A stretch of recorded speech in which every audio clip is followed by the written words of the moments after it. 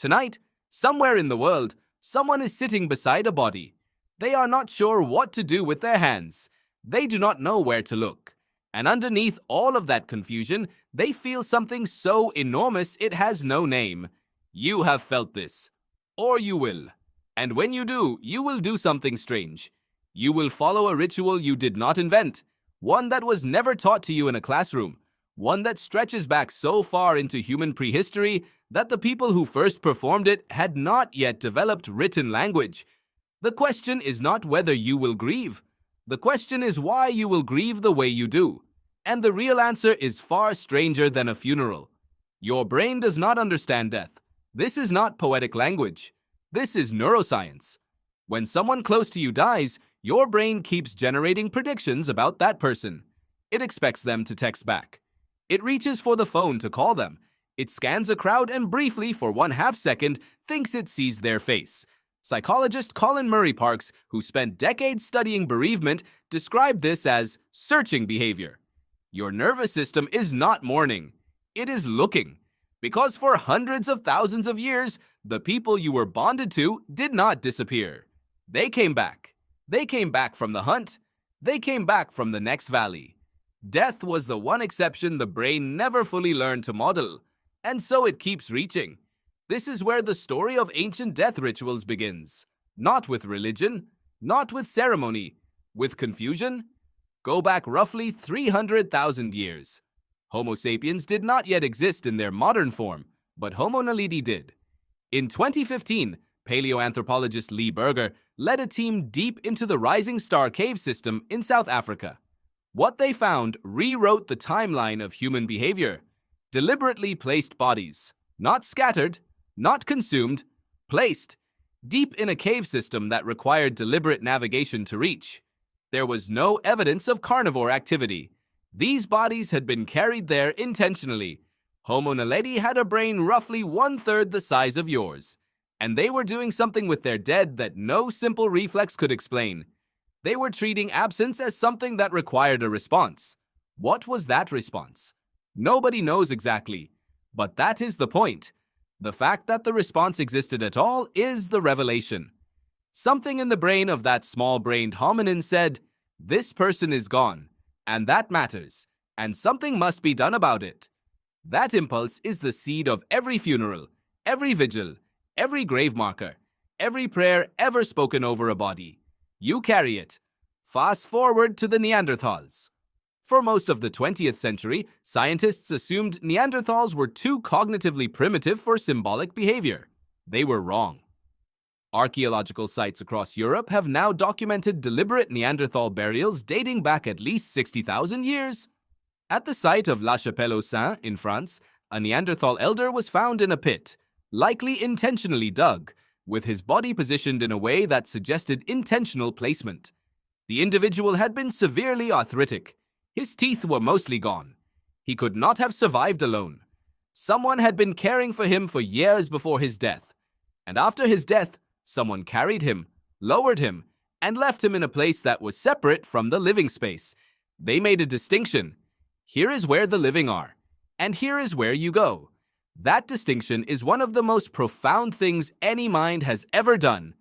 But ancient death rituals were not just about separation. Many were about continuation. The idea that the dead are not entirely gone, that they persist somewhere, need something, or can still be communicated with. Archaeological evidence suggests this belief is extraordinarily old. At sites across the Middle East and Europe, researchers have found graves where the dead were buried with objects, tools, food, ochre, the red pigment that ancient humans used again and again in burial contexts across tens of thousands of years and across cultures that had no contact with each other. Why red? Nobody is certain. Some researchers believe it represented blood and therefore life. Others argue it was simply the most vivid, most attention-commanding color available. What is undeniable is that the same choice was made independently by humans separated by continents and millennia. The dead were marked. The dead were sent somewhere, and they were sent with supplies. Think about what this tells you about the ancient mind. It tells you that at some point, human cognition became capable of a specific kind of imagination, the ability to picture a world beyond direct sensory experience. A world where the dead person still is, still needs, still exists in some form that can be provisioned, honored, or communicated with. Anthropologist Thomas Suddendorf calls this mental time travel, the ability to simulate events that are not happening right now, that exist only in the mind. The dead, in the ancient imagination, had not vanished. They had traveled, and the living were left to manage the grief of that distance. Grief is not a malfunction. It is a cognitive and social signal. Evolutionary psychologist John Archer studied grief responses across cultures for years and concluded that grief is, in part, the cost of attachment. You grieve in proportion to how bonded you were, and bonding, in the context of human evolution, was survival. The people you were attached to were the people who fed you, protected you, taught you, shared your fire. Losing them was not just an emotional event, it was a survival crisis. Grief was the body and the brain sounding an alarm. Something critical has been lost. Resources must be mobilized. The community must be notified. This is why ancient death rituals were rarely private.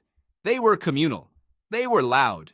They were public performances of loss that served a social function, announcing the death, marking the status of the deceased, redistributing their roles in the group, and binding the survivors together. In some cultures, this took the form of wailing. In others, feasting. In others, silence. The form changed. The function did not. Grief needed a container. Ritual was the container. Anthropologist Victor Turner coined the term liminality to describe the in-between state that ritual creates. The space where you are no longer what you were, but have not yet become what you will be. Death throws the living into a liminal space. You were a spouse, a child, a colleague. Now what are you? The ancient response to this unbearable in-between was ceremony. You mark the transition with action. You perform something, and in performing it, you move through it. The body is prepared. The grave is dug. The prayers are said. The meal is shared. Each act is a step out of the liminal darkness and back toward the world of the living. Here is the counterintuitive part. Modern psychology increasingly supports what ancient cultures appeared to know intuitively. Performing a ritual after a loss reduces grief, not because the ritual has supernatural power, but because ritual gives structure to chaos. In 2014, researcher Michael Norton and his colleagues conducted a series of experiments on grief and ritual. They found that people who performed even self-invented rituals after a loss reported feeling less distress and more in control than those who did not. The ritual did not need to be religious.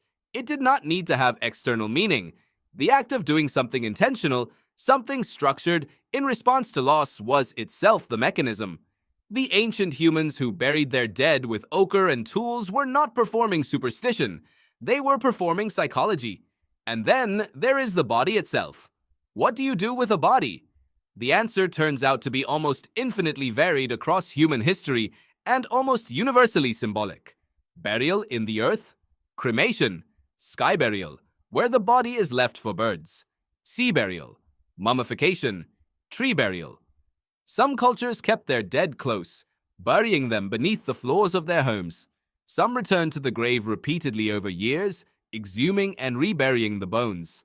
The Toraja people of Indonesia hold elaborate funeral ceremonies that can last for days and sometimes keep the bodies of their deceased relatives in their homes for weeks or months, caring for them as though they were still alive, because in some meaningful sense, in the social world of the living, they still are.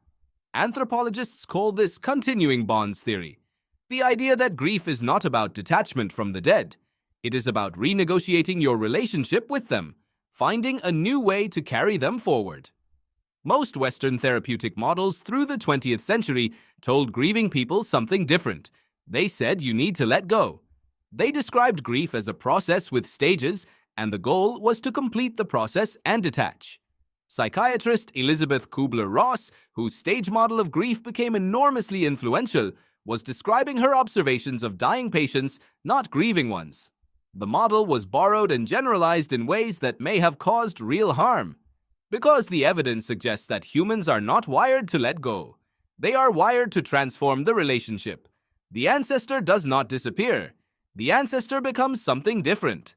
A presence in the memory, a name that is spoken, an offering that is placed.